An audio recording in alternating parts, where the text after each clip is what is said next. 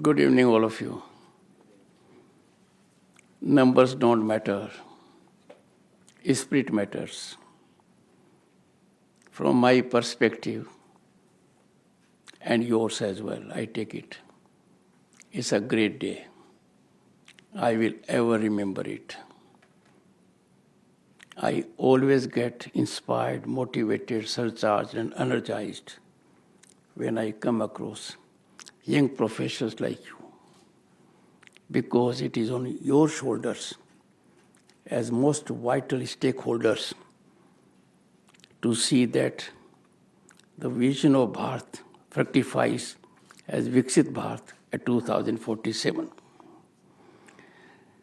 Shri Giridhar Aramane, Defense Secretary, Ministry of Defense, Government of India. Go into the background. You will find a man. His hands are full. He has to attend so many aspects related to his functioning. His presence here means a lot. A bureaucrat with commitment, direction, and has navigated the ministry to greater heights. Things have been systematized, change has been brought about, and it is perceptible. Look at Vikrant. We had it. Look at frigates. Look at Tejas. Look at helicopter. Look at what happened in sky. Look at what Prime Minister announced in 2019, space to space. He is a critical fulcrum to bring about this big change. And therefore, his time and the kind of commitment he has shown to be with you all, you must always remember. See, G.S. Rajeshwaran, Director General, Defense Estates. Well, you'll have to deal with him day in and day out. I inquired from him, posting orders given so far, no, another 2 months. He holds, I was telling the learned secretary, a land bank which is envy globally. The land bank is more than the area of many countries, and the number may be close to 3 digits. That's what he controls. Sri Rajendra Pawar, Director, NIDEM. We have from my office distinguished bureaucrats who have shown deep commitment. Rajesh Naik is 2010 batch, Indian Foreign Service official. Others are behind. I know one of the persons sitting here, Tanu Jain, and therefore I have got some insight. See the insider. And when you interact with the insider, you come to know. And let me tell you, this is a very challenging job. You may have to wear several hats, including that of a lawyer. Number of litigations. Friends, my young friends, it gives me immense pleasure to address you all on this occasion. And this is a momentous occasion in your career for you, your families, and friends. To be part of this service in a country that is home to 1/6 of humanity is not easy. To be part of the present growth story of Bharat, you are fortunate. During the time of Giridharji, headwind was very strong.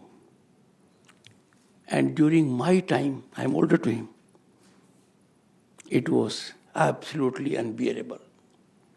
What we saw, what we felt, was very different than what you are feeling today.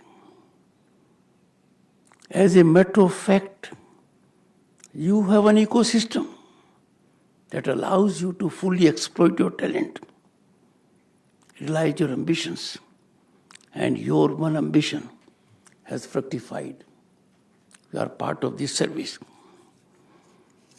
Now onwards, all of you are vital aspects of governance with potential to be harbingers of change, and a change that is well scripted and firmed up on recent foundational phenomenal accomplishments, making our Bharat one of the fastest growing large global economies. You'll be surprised, when I was elected to Parliament in 1989 and was a union minister, the size of Indian economy was smaller than the size of economy of Paris and London. Look at where we have come. Already fifth largest, on way to becoming third largest global economy in next 2-3 years. So, your presence here as a culmination of hard work and academic excellence is also a testament to your commitment to noble ideals of public service. I find from your profile, you could have gone to other areas. You could have fallen prey to money, monetary gain. But what you get in this service, satisfaction and happiness to be part of governance that is making lives better for 1.4 billion people. That satisfaction you will have every day. And this, because you are destined, you will carry on this message all your life. I am sure you will avail the opportunity to continually contribute for growth of the nation with commitment. Resolve, you will never take shortcuts. Resolve, you will never be tempted to engage in transgression of laws. You have to exemplify your conduct by highest ethical standards. As a matter of fact, to the people at large, you are a symbol of change, symbol that can bring about change. People will look into you and tell their children, look, be like them. We have moved into times when variations are taking place, and every service of the union is now standalone important. This is a big change that has taken place. Your contribution is as much significant as that of any other service, and I have no doubt you will vindicate it. Discipline, decorum, you have to exemplify in a manner that others emulate it. Friends, you are more than a part of a service. Don't take it that you are just members of IDES. You have to represent a profound commitment. When you got selected, there was great relief for your parents, for your relatives. And they became envy for others. Just imagine one person in the family getting into the service, the groove of the family gets changed socially. It doesn't happen when you get a fat pay package in corporates. That is the distinction. Friends, the landscape of defense and governance is rapidly changing. Technological advancements, geopolitical shifts, and complex administrative functions require us to continually adapt fast-changing and evolving technologies and innovate. There was a reflection how technology can be used. Disruptive technologies have come to stay here. They offer challenges, they offer opportunities. In your field, you will have to use them. Artificial intelligence, Internet of Things, machine learning, blockchain, all these things you will have to grapple with. To me, not long ago, these were just words. Machine learning from lexicon means nothing. Blockchain. But when I got a presentation from the secretary of the department and 5 scientists, it was eye-opener for me. As impressionable minds in technology, you keep on learning. Your learning will never stop.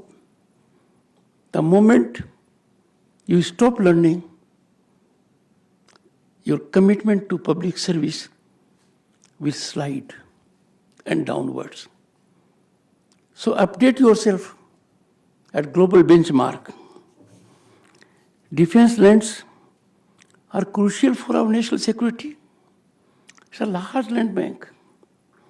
These support various establishments, training facilities, and strategic installations. But you have to be innovative. You have to be different. You have to ensure not only that physical boundaries are safe, you have to nurture the vegetation there. You have to take care of environmental issues. I am happy to note that in the last few years, there has been paradigm shift in handling these matters. But with the world changing every moment, you can contribute. You have land which you grow trees, but you can be little more discerning. I had the occasion to go to one of the institutes, and they talked of herbal plants, herbal gardens. I indicated to them that every village must have. That may be time-taking, but not with your establishment. In a structured manner, if you make it a point, it will impact society at large. I am sure you will take note of it. Managing defense estate is turning out to be a great challenge also. I personally know that there is intermix of civilian population also. Certain incursions have taken place by way of structures. There are legal wranglings.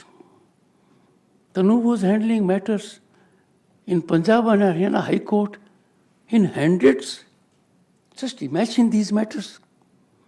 And therefore, you are required to update yourself with the latest land record techniques of a global nature.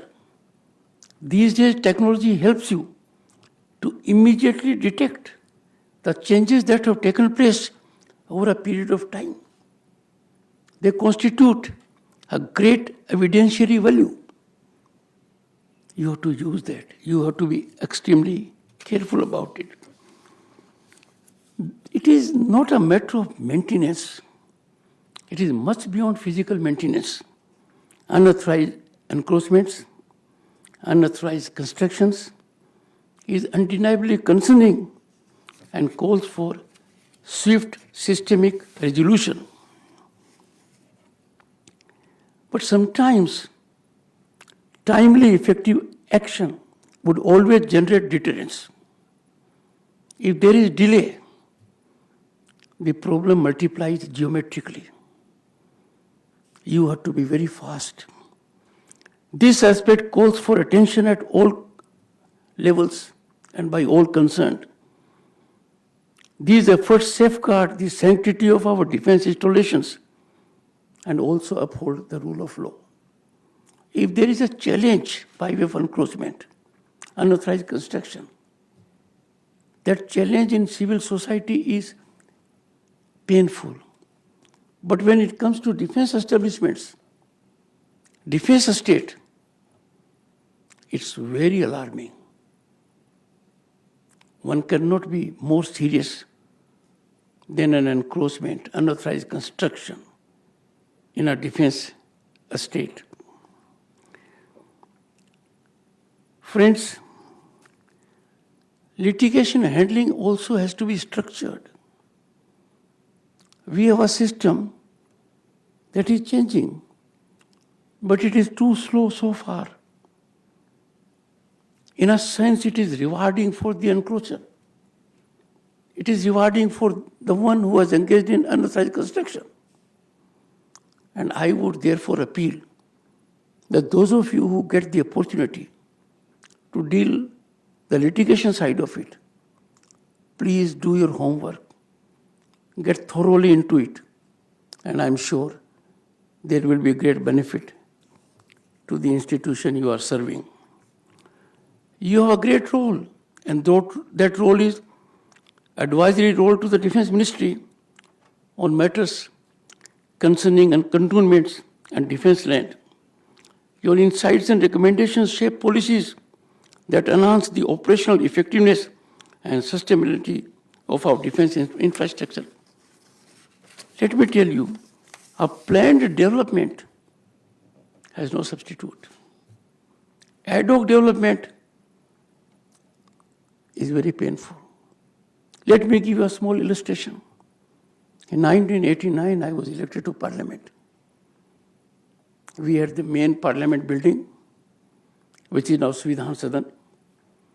Then we went for an extension, Annex A. Then we added another extension. Then we added a library. Fortunately now, with the new building of Parliament coming up, things are taking shape. So you have to be very thoughtful. You have to take a view from like a satellite view. If you have a role to play, make sure it fits in the plan. And then another aspect, cantonments are unique administrative units that house our defense personnel, their families, and a significant civilian population. I had the occasion in my state, Rajasthan, to go to Nasirabad. It happens. It is there at several places. So, your role becomes all the more critical. There will be pressures. There will be pulls. But you have to be firm. Your firmness has to be firmed up on legal premise. Always ensure that in cantonment, your efficiency must be reflected. They should be in a position to quote what happens in cantonment should happen in other areas. My own experience is that in any municipal area, the cantonment management is far ahead. They quote it, but then you have to be on incremental trajectory. Friends, while ensuring secure and well-managed estate is critical, your vision can extend beyond the traditional scope. Because change is coming now. We are having kind of a fourth industrial revolution in the shape of disruptive technologies. Now you can be innovative. You can know the development from your office. You can inspire the people working under you, even if they are of a category that they are not technically literate. Because it is our country where adaptability is swift. And that is why in digitization, our country is a model to be emulated as per the World Bank. So inspire others. If you handhold your subordinates, maybe they are in the ladder down, counsel them. They will also get technologically literate but use technology. I would strongly suggest that special attention be paid to horticulture. And that has not to be ad hoc. Let me tell you, I have come to these premises recently. Now, I am not expert in horticulture. My people are also not expert. I had the occasion to go to Sri Ramchandra Mission, close to Hyderabad. Thousands of acres they have converted. I urged them. They sent their team willingly. Sent plants. Had a full landscape mechanism for this Vice President enclave. So that after 5 years it will be very different. And totally providing also for vegetables, for flowers, for trees of a different nature, medicinal plants, herbal plants. This is a small land. Of course, in Lutyens, Delhi, it is envy of money. 13 acres is not small in Lutyens, Delhi. But your land back, close to 2 million acres.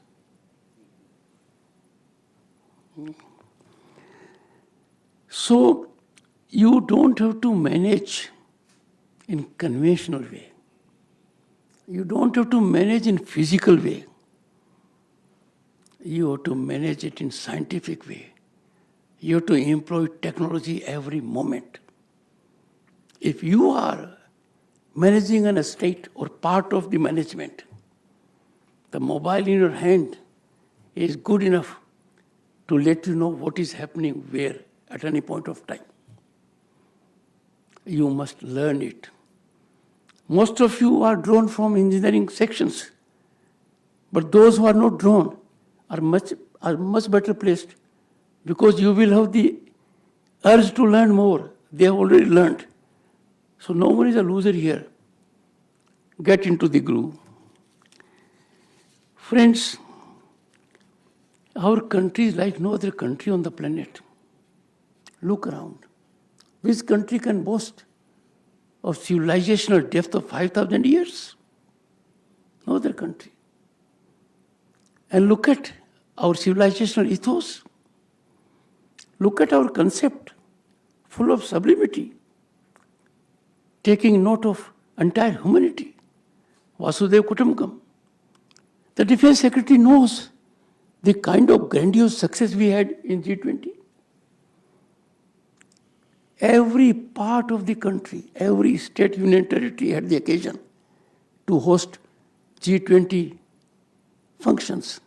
And the one in Delhi, Bharat Mandapam, or the new building of Parliament, you just go there, you will be exposed to 5,000 years of civilizational wealth. No other country can take it. In your defense estate, you will have heritage aspect also, historical aspect. As Governor State of West Bengal, when I went to Fort William, what a treasure, how historical it is. General A. K. Niazi, who surrendered in 1971, and about 90,000 plus Pakistani soldiers were in captivity. He was brought there. In which room he was kept? Wherever you go all over, you will find a heritage, a relatability to defense establishments. That has to be nurtured. Because heritage is a source of immense pride and needs to be effectively communicated to the world. Friends,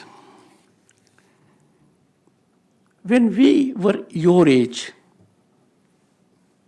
the Learned Secretary and myself and others, there was no electricity in the village, no road, no toilet, no gas connection, no bank account. We did not know what is meant by mobile telephone. Then we slowly saw that to have a phone in the house was a status symbol. On your phone used to be then 5,000 rupees. And now they persuade you to take a phone. Then slowly we came, there was no television. Then we had television for 1 hour. And the neighbors used to come. Where have we gone? Look at now. I think our TV channels can rest at this number. We have already proliferated enough. A great change was noticed when no marriage in rural India was complete without a VCR or VCD. Do you see it now? Vanished. In late 90s, a great revolution came. And that was you who had telephone booth. A big revolution. Line used to be there, long queue at midnight. People would call their relatives abroad. Where has it gone? Vanished. Technology. Because technology is the greatest leveler. My firm belief is that education is the only conveyance that brings about equality and contains inequities. Next to education, technology, it is part of education as a matter of fact, brings about big change. Overnight it can create a landscape unimaginable. What you do with great labor, what you do at considerable pain, you work very hard to know what is happening at that particular boundary in a state. You can know it on your mobile. As a matter of fact, you can be alerted. So be technology friendly. Friends, you stand at a time when India is in transformative mode. The growth trajectory is continually incremental. There is a marathon march for Viksit Bharat 2047. By virtue of your position, by virtue of your age, you are part of this marathon march. You are a significant part of this marathon march because your stakeholding in governance is far more critical than our stakeholding. We can only help you now. But you have to be the drivers. You have to be the main propelling force to see India becomes a Viksit nation in 2047. Governance of our country for the last 10 years has been amazing.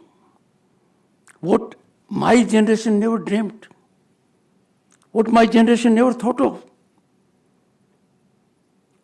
what I never dreamt, I am fortunate to see it as a ground reality. When I was a member of Parliament 34 years ago, every member of Parliament was given 50 gas connections. And to him, it was a great opportunity. He could give 50 gas connections. And look now, how many crores gas connections have been given to the needy. I don't want to take you to the development landscape, but could we ever imagine that in a country like ours, every household will have a toilet? The very thought itself was mind-boggling. The Defense Secretary is part of a mechanism that has brought about the big change in the country. On the Civil Services Day, I spoke to the nation in Vigyan Bhavan that we have enormously talented bureaucracy in the country which is unrivaled. It can achieve anything at nuclear speed. provided it does not carry the dead weight of flawed policies, delayed decisions. That change is now coming. When a nation is in a long journey, there will be air pockets. Those air pockets will be in economy, COVID. We came out of it. There will be air pockets in the political journey. But these don't generate deterrence. The directional approach is correct. And I can assure you, the next coming years of governance in the country will define our position globally. The entire world is looking at Bharat as a shining star. We have an ecosystem of hope and possibility. The world acclaims us as being favorite destination of investment and opportunity. In that entire ecosystem, your role is very significant. You have to protect a state, just not its physical boundaries, but from security angle also. I have no doubt that all of you will rise to the occasion. Your dedicated efforts ensure that our defense forces have the essential infrastructure to safeguard our nation and its interests.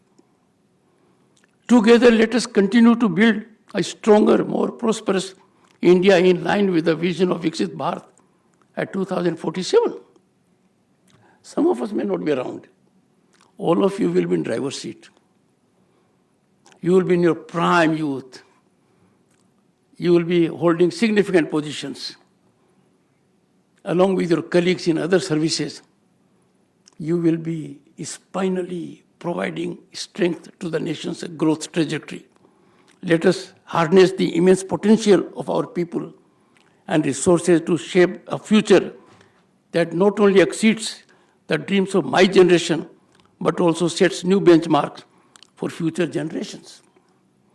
I wish all of you success in your careers. I appeal to you, whatever challenges you may face, always prioritize our nation first. This isn't a choice. It is the only way forward. It is not optional.